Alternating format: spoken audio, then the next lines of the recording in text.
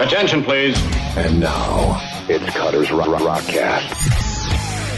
Let's go. I can see your beautiful face, and I can That's hear all right. and I can hear that voice of an angel. All right. Well, you look great, so I'm good. I wasn't fishing for compliments, but thank you. Elias from Nonpoint joining us. It's good to see you. You're in Canada right now. You're back in the States doing some holiday touring again this year. A tour wraps up at the legendary machine shop in Flint. You guys got all the legendary venues, man, and just destroy them. I love it. Yeah, it's going to be a great run. So far, it's been 3 sold-out shows in a row. So that's good. We're stoked, man. This tour's been great so far. That's what I like to hear. Of course, you're in Green Bay, Wisconsin, my hometown. Weekend. So always look forward to seeing you, Elias, and it's going to be a great time. This tour, I mean, you guys are on the road constantly. It feels like. The last time we talked about how you were doing music in sort of this format of EPs or release a song here and there, and then here's an EP and all of that kind of stuff. Has that allowed you guys to be on tour more, or instead of concentrating for a year on a record? Yeah, we the touring comes and goes when opportunities come and go. True. And it's sometimes a little bit difficult to line up releases with tours. So we just like to have, music ready. Whenever we feel good about going in and recording something, we record it. And then we have bodies of work that we're sitting on that then we can, shift gears, drop something that, maybe we don't have anything else to go along with it, just one song. Being independent does help us, pivot that way. Sure. But there is still some of the, old school traditional models that we like. We're definitely going to go back to concentrating on a full length, here shortly. I think we've kind of felt out the crowd, felt out the fans in our independence right now, and have a, just a clear mind of what we feel like we want to do, that is not only going to connect with us, but we feel like will translate to the fans. Little self-discovery for Nonpoint. Yeah. Just, fooling around with some different styles, some riskier things that we've, really held back when we were either with the label or just concentrating on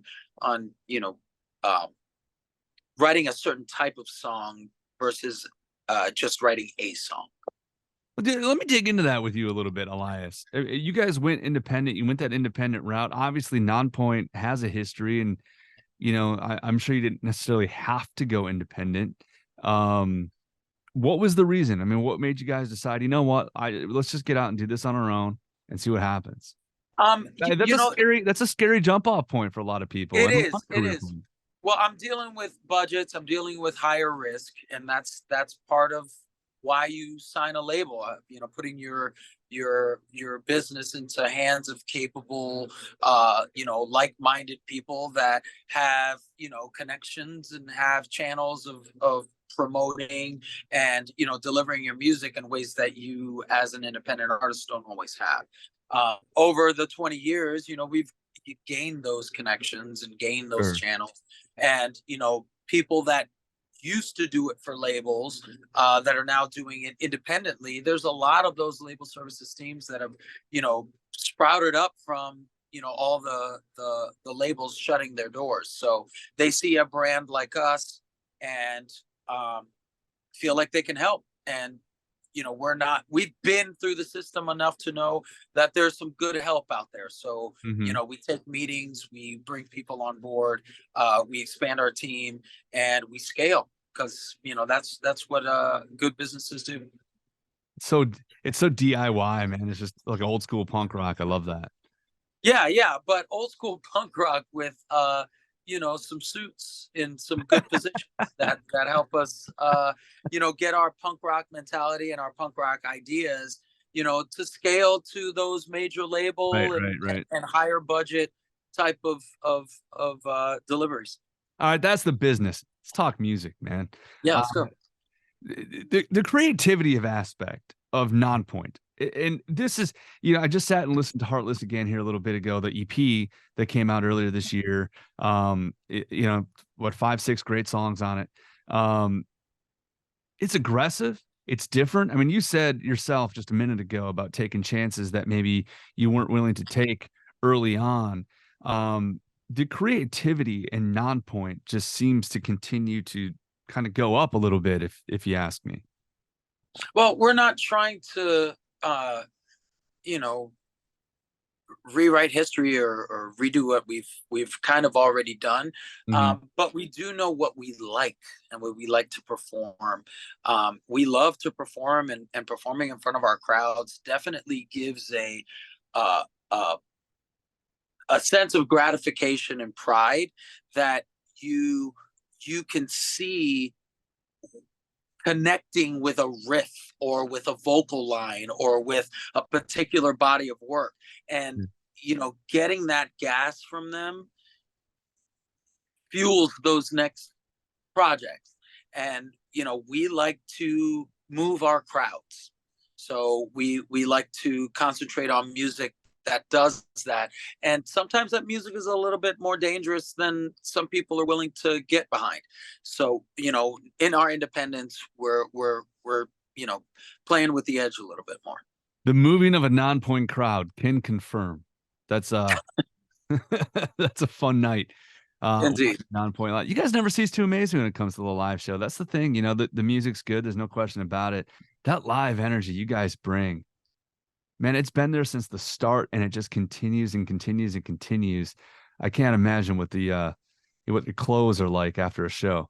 Yeah, clothes are usually wet. The joints and the bones have taken their toll. But, when you love what you do, you just go out there and do it. I mean, you look at football players and basketball players, not comparing myself to a freaking offensive lineman by any means, but when you're doing headbanging for 20 years, your neck.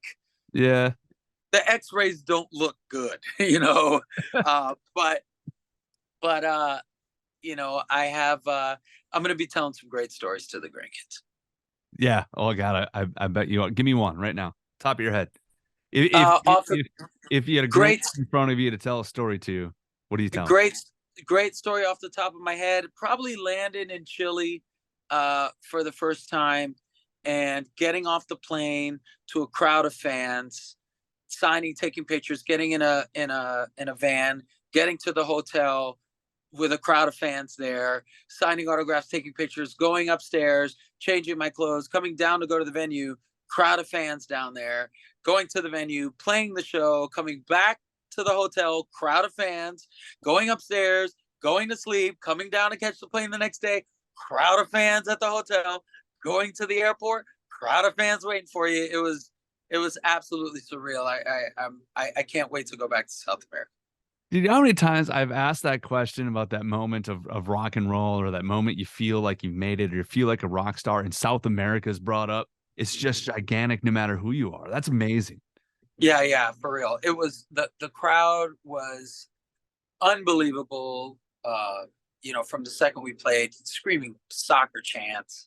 Yeah, that's awesome. It was putting the name of the band in a soccer chant is pretty fun. In a soccer, you got to get that recorded. That's a good way. Yeah, it was like we have it. We have a clip of it. Yeah, if you go to our Instagram, you go down to our Chili shows, there's a little clip of them going Nonpoint, ole, ole, ole, ole. It's freaking cool, man. That's awesome. See, again, that's how the next record starts out. Indeed. There's nothing that gets you fired up more than a good soccer chant. I'm not even that big of a sport, but that chant, it's like, oh man, okay. Yeah. Cool. What's next for you guys? I mean, you have this tour, obviously, holidays around the corner. We have a little bit of Shiprock sprinkled doing the pre-party. I'm going on for the Stowaways. Then we have a lot of summer festivals coming up. We're at Sick New World.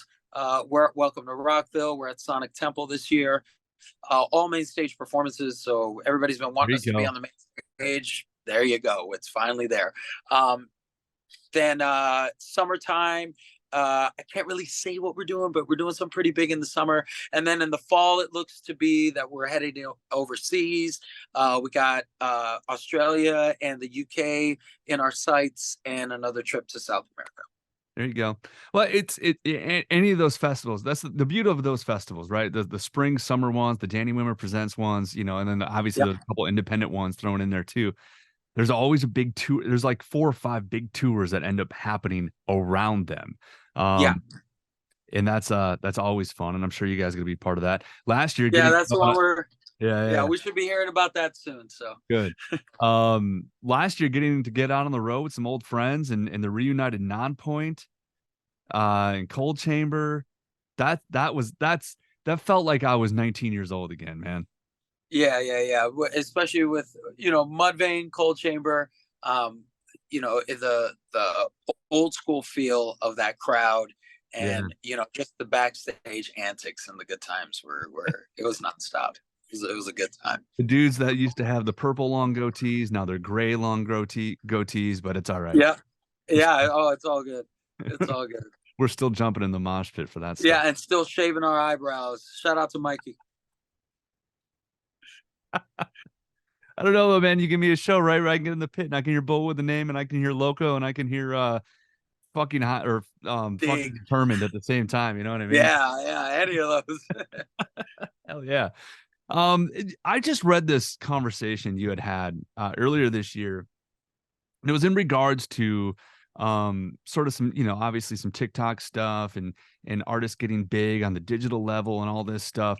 I want to dig a little bit further into that before we go, just because I'm morbidly curious. What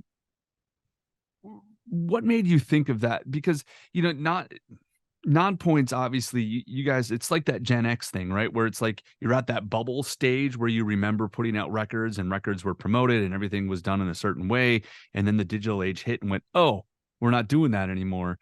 Now we're doing this other thing, releasing singles, releasing 1.5-minute clips and videos and all that stuff. Where do you guys stand in all that stuff? Like, what are you thinking about looking at the future of Nonpoint, given that whole TikTok age, just for lack of a better term, I guess? If you spend too much time worried about why it's changing and not adjusting yourself for the change, then you're going to get caught up in the wrong things, and you're unfortunately going to miss opportunity because things feel comfortable. I don't concern myself so much with delivery anymore. I just deliver where my fans are. It used to be on tapes and on vinyl and on CDs. And then it was, people were downloading stuff through Pirate Bay and through Napster. And it made us concentrate more on the live show and concentrate more on our merchandising. And, that's where commerce was going. So right. They were finding my music how they were finding it. So it took a second for the tech to catch up enough with the industry, where the industry could then use it as its delivery system when it came to like MP3s. But it's changed again. It's now with streaming platforms and its subscriptions. So where do you go from here? It seems physical is now taking another turn, with tapes at a 20-year high, vinyl still selling at record highs. So my feelings on it are about as connected as my feelings are now that jeans are going from skinny to baggy again.